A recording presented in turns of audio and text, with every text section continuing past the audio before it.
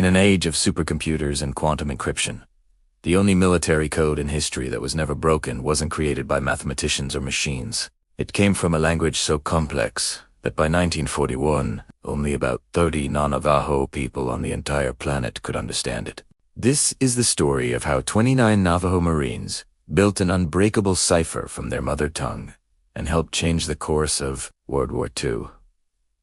By 1942, the war in the Pacific was a nightmare of compromised communications. The Japanese were incredibly skilled, breaking Allied codes, sometimes within a matter of hours. Every single transmission was a massive risk. Complex cipher machines, like the famous German Enigma, could eventually be captured and reversed. Mathematical ciphers, no matter how clever, could be cracked with enough time and brainpower. The Allies needed something fundamentally different, something that couldn't be broken because it was never built to be broken in the first place. Then, a civilian engineer named Philip Johnston had a radical idea. Johnston was the son of a missionary and had spent much of his childhood on the Navajo Nation reservation. He remembered the language vividly. It had no written alphabet. Its subtle tones could completely change a word's meaning, and its grammar and sentence structure were utterly alien to anyone familiar with European or Asian languages. Johnston realized this wasn't just a language, it was a living, breathing encryption system. He pitched the idea to the Marine Corps, and a new, top-secret program was born. The first group of 29 Navajo recruits, now legendary as the First 29, were brought to Camp Pendleton. Their task was immense. They couldn't just translate English military terms directly into Navajo, because many of those concepts, like machine gun or submarine, didn't exist in their language. So, they built a code within a code. They created a dictionary of metaphors, drawing on their culture and the natural world around them. A fast-moving fighter plane became Tahiti-High, the Navajo word for hummingbird. A slow, heavily armored tank became Shadogahi, or turtle. A massive battleship was Loso, meaning whale. For individual letters of the alphabet needed to spell out names or specific coordinates, they assigned a Navajo word. The letter A was represented by the word for aunt. WLCHB became the word for bear. Shashsi was Katmosi.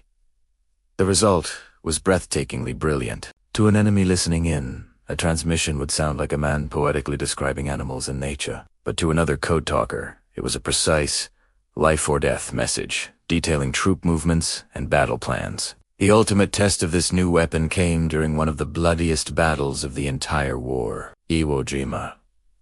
On those black volcanic sand beaches, communication was chaos. Wires were cut, runners were shot, and conventional radio signals were either jammed or intercepted. But amidst the hellish noise of battle, the calm, steady voices of the Navajo code talkers cut through. In the first 48 hours of the invasion alone, 6 code talkers worked around the clock, sending and receiving over 800 messages without a single error. Their speed was just as critical as their security. Major Howard Konar, a signal officer at Iwo Jima, would later state unequivocally, "Without the Navajo, the Marines would never have taken Iwo Jima."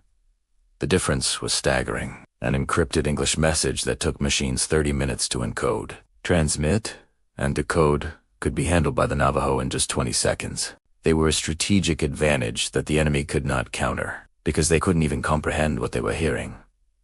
So why was it truly unbreakable? Japanese intelligence did, in fact, capture a code talker, a Navajo soldier named Joe Kayumiya, who was not part of the program. They tortured him, trying to make him translate the intercepted recordings, but he couldn't. He just heard a string of seemingly random words. He told them it sounded like his language, but it made no sense. He was hearing words like whale, hummingbird, and turtle, not battleship, fighter plane, and tank. The enemy cryptographers were completely baffled. The problem wasn't just the vocabulary. It was the fundamental structure of the language itself. In Navajo, or Dain Bisad, verbs are incredibly complex. They change not just based on tense, but on the shape, state, and the animacy of the object being discussed. The word for fight is different if you're fighting another person, an animal, or even an abstract idea. This wasn't simply a matter of translating words. It was about translating an entire worldview that had no parallel in Japanese, German, or English. It was a puzzle with no reference points, a lock with no key. When the war ended, the code talkers returned home. But their mission wasn't over. They were given one final, strict order. Tell no one. Not your parents. Not your wives. Not your children.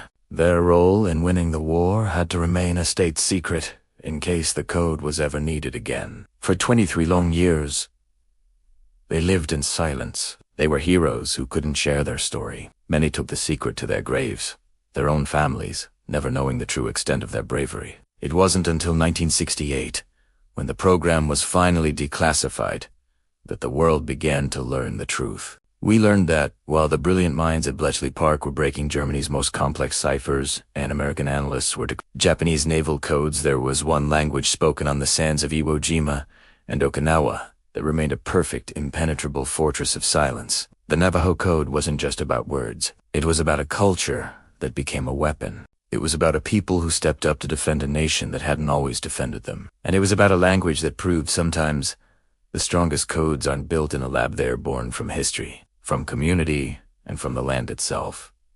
What other hidden histories should we uncover? Let us know in the comments and subscribe for more. Up next, we'll explore the incredible story of the World War II bear that was enlisted as a soldier.